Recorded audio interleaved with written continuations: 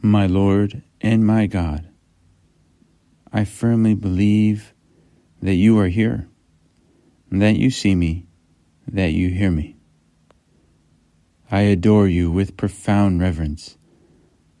I ask your pardon for my sins and the grace to make this time of prayer fruitful.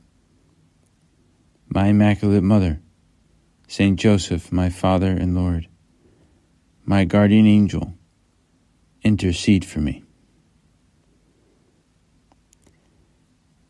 In today's gospel, Jesus is warning us about certain manifestations of pride. Our pride can make us want to stand out, to be noticed, to be considered, to be involved in everything. Our pride will lead us to want to be number one and can lead us to have an exaggerated opinion of ourselves.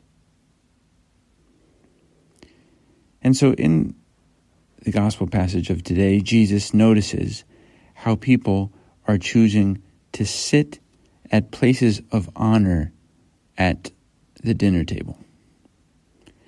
And he says, when you are invited by someone to a wedding banquet, do not recline at table in the place of honor. A more distinguished guest than you may have been invited by him, and the host who invited both of you may approach you and say, give your place to this man, and then you would proceed with embarrassment to take the lowest place. Rather, when you are invited, go and take the lowest place, so that when the host comes to you, he may say, my friend, move up to a higher position. Then you will enjoy the esteem of your companions at the table. For everyone who exalts himself will be humbled, but the one who humbles himself will be exalted. Jesus takes real life, something that he's observing, and he turns it into a lesson. Seeking personal glory in this life will get you nothing. It won't get you any closer to God. And whatever glory you may obtain, it's going to be very short-lived. Even if you're famous here in this world, it will be short-lived. In other words, it won't live beyond this world, and so oftentimes it doesn't live beyond that moment in which one perceives that he or she is being honored by others. It doesn't last long. And not only that, it's not fulfilling.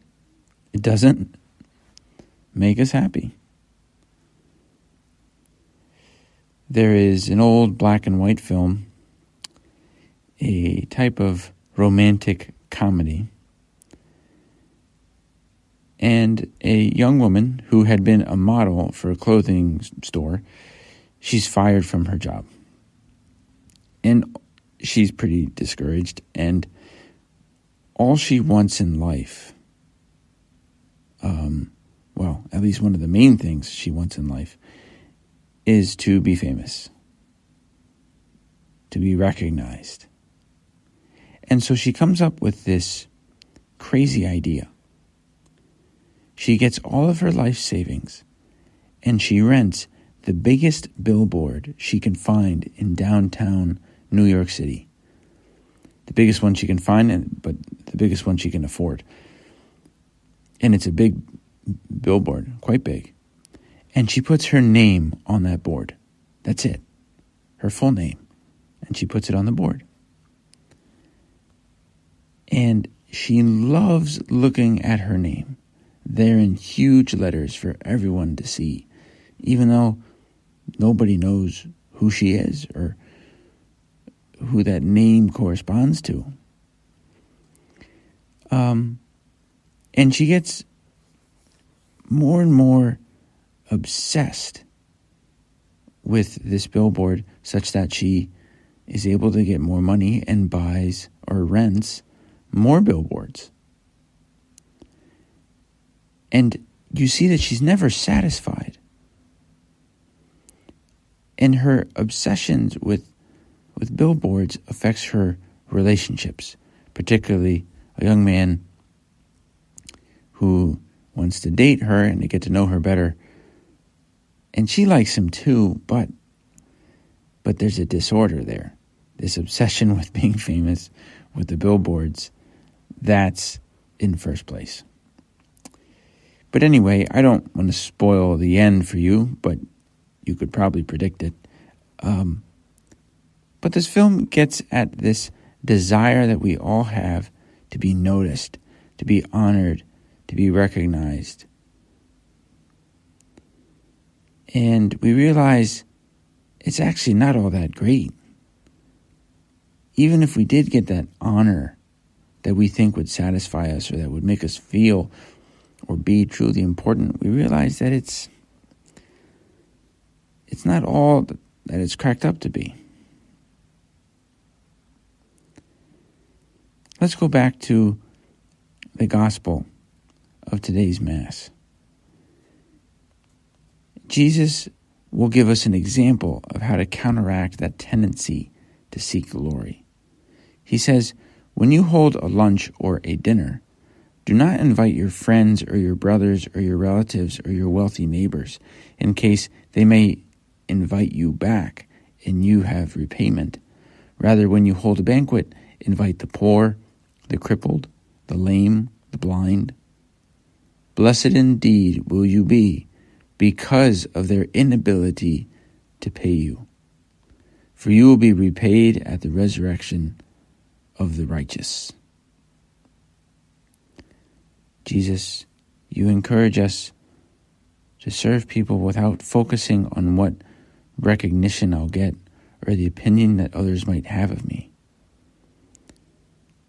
But actually, you're also telling me more than that. You're encouraging me to serve those who can't pay me back, who can't return the favor. Now, who is that in our life? We ask the Holy Spirit to help us see.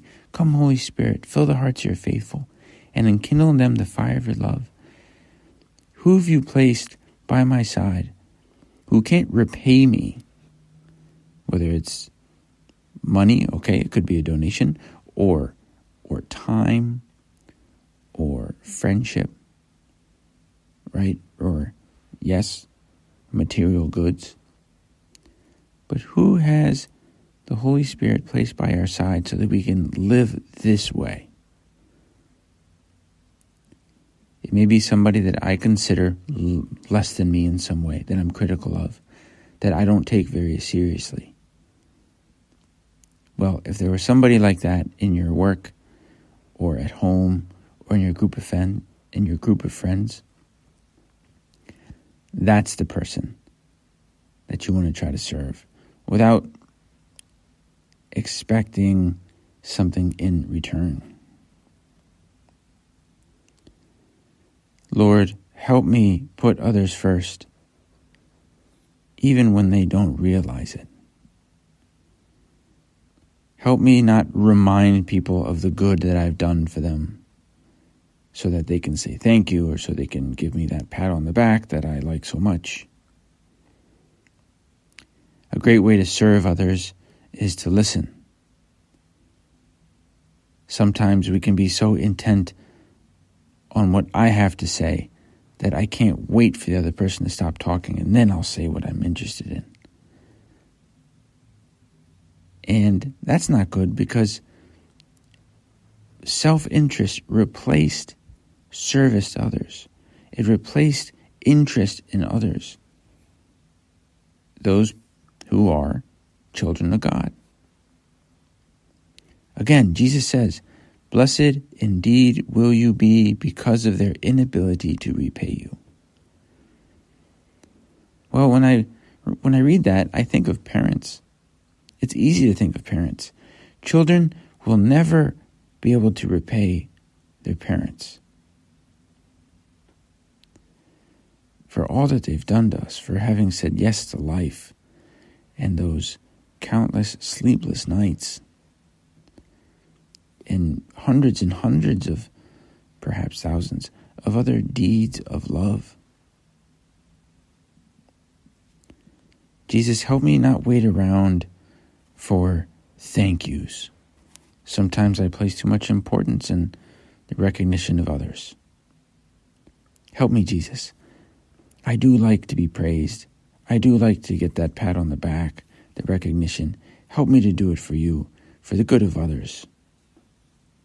And in a special way for those who are not able to repay me, or don't even know that the act of service that I did for them, they don't even know about it.